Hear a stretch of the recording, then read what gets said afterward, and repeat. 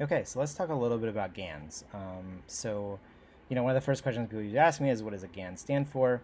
A GAN stands for Generative Adversarial Network. And the reason it's called generative is that it produces images. So there are two types of networks. There are generative networks, which are image making, like they don't have to generally produce images, they can also produce other things. And then there are discriminator networks, and discriminative networks are classifiers. So they're like, you showed a picture of a dog and it says this is a dog. You showed a picture of a cat and it says this is a cat. That sort of thing. So generative is the important part here. Adversarial, I will talk about in just a second. Adversarial is because there are two networks as a part of a GAN. And then obviously a network is the architecture. So a GAN is actually two different machine learning networks. One is called the generator and the other is called the discriminator. And we essentially play a game with each other. And that game is a game where the generator produces fake images, and the discriminator tries to determine whether the image is fake or real. So in this case, it's a generator creates a fake image, and it tries to lie to the discriminator and says, I swear this is a real image. And the discriminator says, yeah, that's not a real image. That then tells the generator, like, okay, I need to learn to make a better looking image.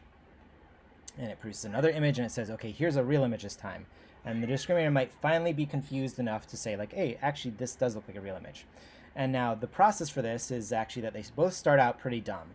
They start using very crappy images, but the discriminator is always slightly smarter than the generator. The generator gets a little bit smarter up to the discriminator's level, and they both reset. So the classic case of this is a forgery with a bank teller. So the forger is trying to produce a image that the bank teller will accept. It starts out by drawing black and white, really poorly created dollar bill signs. And the discriminator clearly says, no, that's a fake image. Like, that's not a real dollar bill. Show me another thing. And it slowly grows over time until the discriminator says, okay, I accept this as a dollar bill. And maybe it says, okay, I accept this because it's now the right colors that I would expect. So then it learns a little bit more. We tell the discriminator, like, hey, actually, or like the bank teller's boss yells at him and says, hey, you just accepted this fake dollar bill. Like, what are you doing? Like, fake dollar bills look like this. So now the discriminator is smarter. So now the generator is trying to match again the discriminator.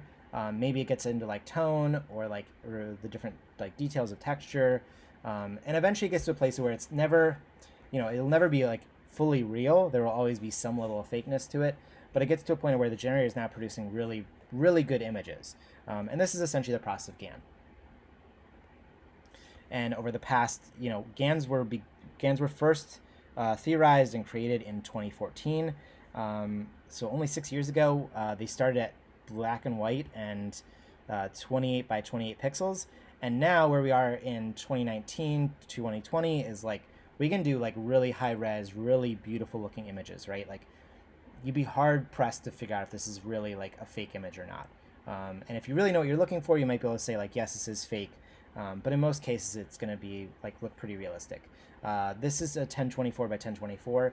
We're probably up to maybe 2048 by 2048, depending on how big of a GPU you have and some slight architecture tweaks. But you go pretty high res now. So that's pretty amazing. So there you go. There's a quick history of how GANs work, or a quick overview of how GANs work. In the next video, I'm going to show you a basic history of GANs. We're actually going to start and talk about this GAN, what it did, what we thought about this GAN, and then we'll move up into size.